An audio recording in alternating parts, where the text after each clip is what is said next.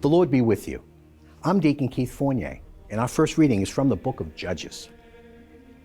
The angel of Yahweh came and sat under the terebinth at Ophrah, which belonged to Joash of Abiezer. Gideon, his son, was threshing wheat inside the winepress to keep it hidden from Midian.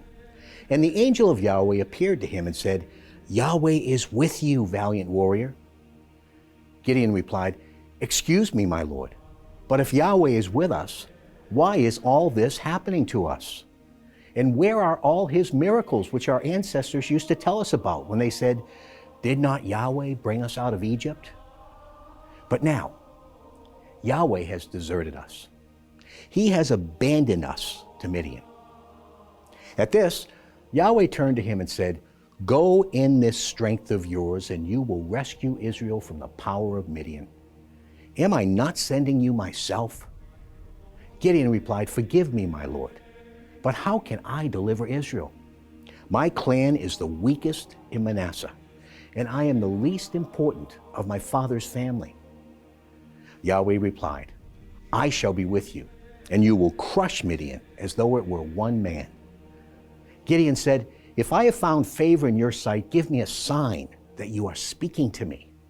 Please do not go away from here until I come back to you, bringing you my offering and laying it before you." And he replied, "I shall stay until you come back." Gideon went away. He prepared a young goat, and from an ephah of flour he made unleavened cakes. He put the meat into a basket and the broth into a pot, then brought it all to him under the terebinth. As he approached, the angel of Yahweh said to him, "Take the meat and unleavened cakes, put them on this rock, and pour the broth over them." Gideon did so. The angel of Yahweh then stretched out the tip of the staff which he was carrying and touched the meat and unleavened cakes. Fire sprang from the rock and consumed the meat and unleavened cakes, and the angel of Yahweh vanished before his eyes. Gideon then knew that this was the angel of Yahweh, and he said, "Alas, my Lord Yahweh, now I have seen the angel of Yahweh face to face." Yahweh answered, "Peace be with you, have no fear, you will not die." Gideon built an altar there to Yahweh and called it Yahweh Peace. This altar stands in our own day at Ophrah of Abiezer. And our response is from Psalm 85. "His saving help is near for those who fear him. His glory will dwell in our land. Loyalty will spring up from the earth, and justice will lean down from heaven. Yahweh will himself give prosperity, and our soil will yield its harvest. Justice will walk before him, treading out a path." A reading from the Holy Gospel according to St. Matthew. Then Jesus said to his disciples, "In truth I tell you, it is hard for someone rich to enter the kingdom of heaven. Yes, I tell you again, it is easier for a camel to pass through the eye of a needle than for someone rich to enter the kingdom of heaven."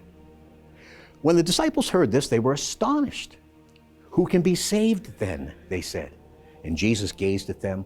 By human resources, he told them, this is impossible. For God, everything is possible. Then Peter answered and said, "Look, we've left everything and followed you. What are we to have then?" And Jesus said to them, "In truth I tell you, when everything is made new again, and the Son of Man is seated on his throne of glory, you yourselves will sit on 12 thrones to judge the 12 tribes of Israel. And everyone who has left houses, brothers, sisters, father, mother, children, or land for the sake of my name will receive 100 times as much and also inherit eternal life. Many who are first will be last, and the last first." The Gospel of the Lord.